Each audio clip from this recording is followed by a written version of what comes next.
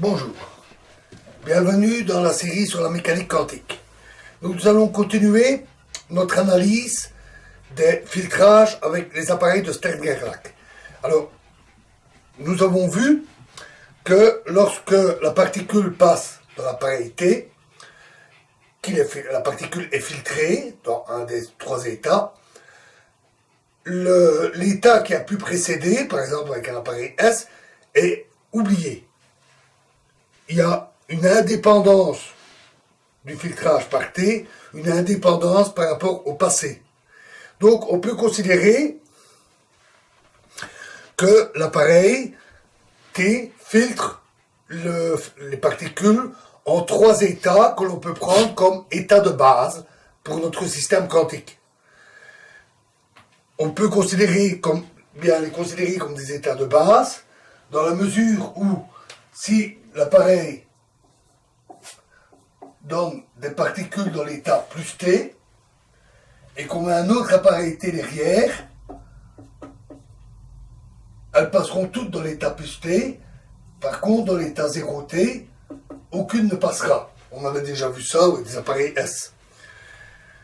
Donc on peut considérer que plus T, 0T, moins T, constitue une base d'état possible pour décrire notre système. Bien sûr, il y a d'autres bases possibles. Avec l'appareil S, on peut considérer les trois états plus S, 0S et moins S. Et il peut y avoir plein d'appareils différents, chacune permettant de donner une base d'état permettant de décrire le système. Et toutes les bases sont aussi bonnes les unes que les autres.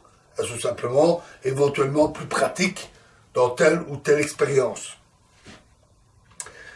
Alors, attention, revenons sur l'aspect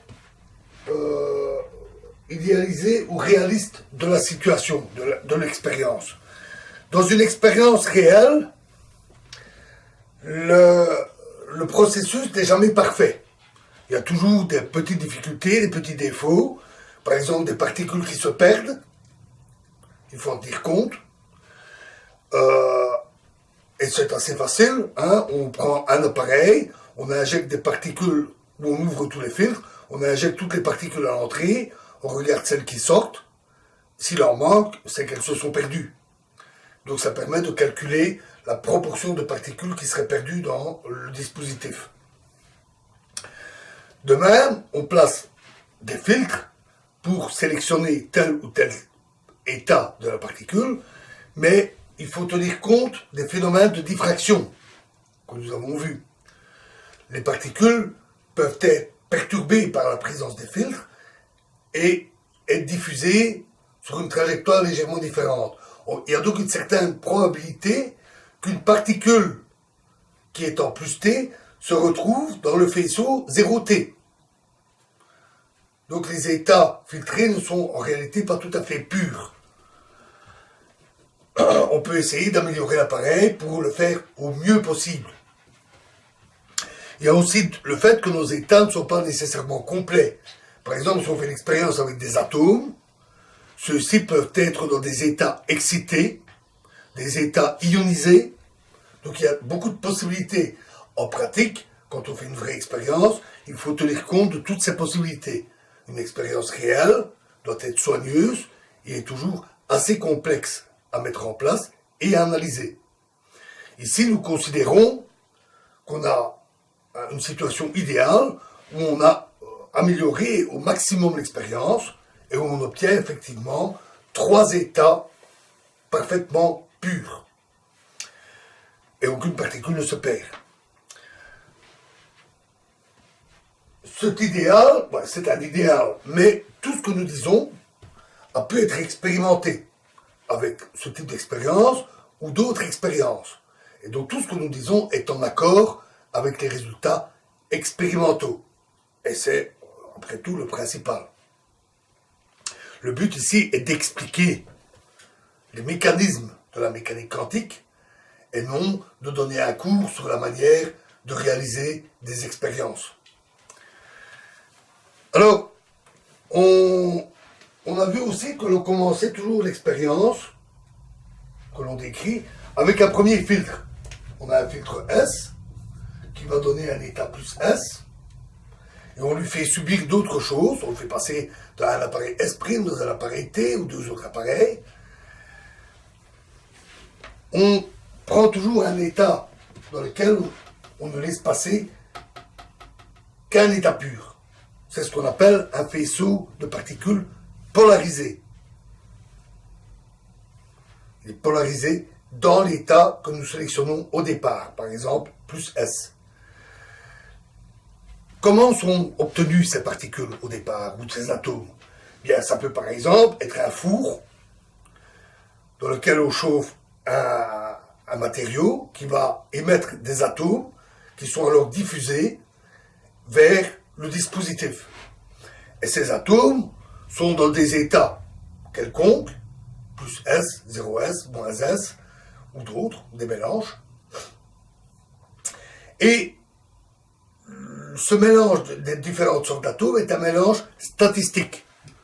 C'est un mélange probabiliste. Il y a une certaine probabilité de trouver un atome qui a été émis dans un certain état. Mais ce sont des probabilités classiques, comme un tirage au dé, qui sont assez différentes des probabilités quantiques qui dépendent des amplitudes. C'est ce que l'on appelle un faisceau non polarisé, et c'est plus compliqué. On verra ce genre de choses, comment on traite le canon polarisé, comment on traite le mélange de probabilités classiques et quantiques, plus tard. Et ici, pour aborder une situation plus facile à comprendre, on part toujours d'un état bien précis, un état pur, en faisant d'abord un premier filtrage qui permet de gommer le passé. Alors, reprenons notre appareil S, plus 0, moins, donc on filtre pour ne laisser passer que l'état plus S, et on l'envoie dans un appareil T, disons, comme ceci, qui filtre les particules T0. Et donc, il oublie le passé. Alors on pourrait se demander pourquoi. Est-ce que c'est parce que les particules sont perturbées par l'appareil T? Est-ce que le fait de les séparer en trois faisceaux, plus T, 0T, moins T, perturbe la particule, oubliant le fait qu'elle était plus S, pour les forcer à être en plus 0 ou moins T? En réalité, non. On va voir pourquoi. Ce qui se passe, c'est qu'on a placé les filtres et on ne laisse passer qu'un état T bien déterminé. Et c'est cela qui change l'état de la particule. C'est cela qui la perturbe, avec des guillemets, parce que les filtres évidemment perturbent les particules. Les particules qui viennent heurter le filtre ne continuent pas, on ne peut pas être plus perturbé que ça. Mais les particules qui passent ne rencontrent pas le filtre, elles ne sont pas directement perturbées. Donc c'est une perturbation à prendre avec un grain de sel. Mais c'est bien ce filtrage qui fixe l'état et permet d'oublier le passé. Alors, pour le voir, rajoutons un autre filtre. Ben oui, d'abord, disons qu'il y a une particule qui sort de l'appareil. Un certain nombre de particules vont passer ici une proportion, on va dire une proportion alpha de particules. Par exemple, sur 10 particules, il y en a 3 qui passent. Donc la proportion, c'est 3 dixièmes. Donc on va dire qu'il y a alpha fois n particules qui passent. Avec nos notations sur les amplitudes, alpha, ce n'est rien d'autre que la probabilité la probabilité 0t plus s au carré. L'amplitude au carré. Plaçons un troisième filtre. Un appareil S', donc identique à l'appareil S, plus 0 moins, et là aussi, on ne laisse passer que l'état S+. À nouveau, les particules arrivent dans l'état 0T, une certaine proportion, on va dire bêta, passe. Donc il reste bêta fois alpha fois n particules qui passent. Et à nouveau, bêta, c'est 0s, pardon, c'est plus s, 0t au carré. On pourrait aussi à la place mettre un appareil S' qui laisse passer uniquement l'état S0. Une certaine proportion gamma de particules va passer. Il reste donc gamma alpha n particules avec gamma égale 0s, 0t au carré.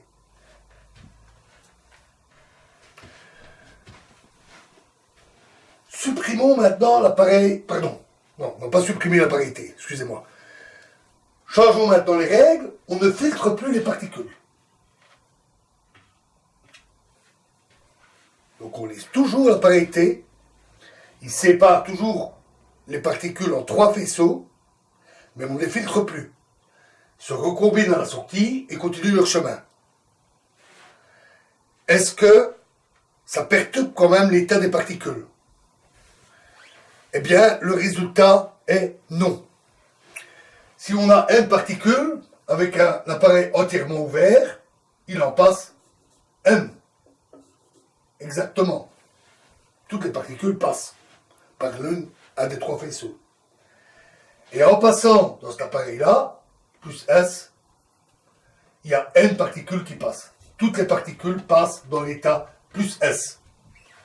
Cette fois, l'appareil se souvient, la particule se souvient qu'elle était dans l'état plus S, avant de passer dans la parité.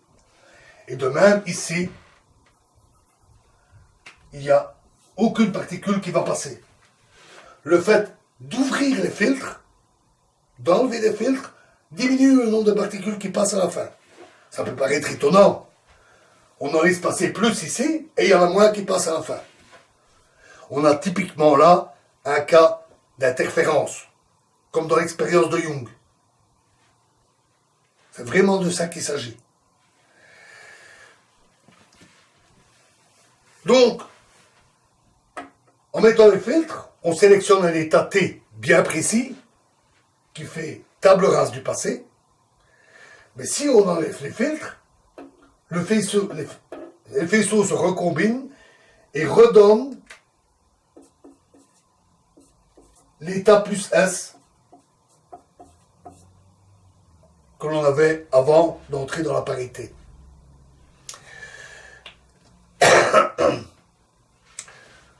Vous pouvez le vérifier en écrivant ce qui se passe avec les amplitudes, comme nous l'avions fait dans la vidéo précédente.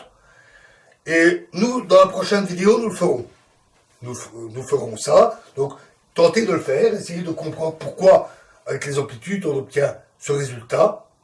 Donc, nous ferons cet exercice dans la prochaine vidéo, donc vous pourrez comparer, et nous compléterons la description de ce qui se passe dans les différents appareils, afin d'améliorer la compréhension des amplitudes de tous ces processus de filtrage. Je vous remercie.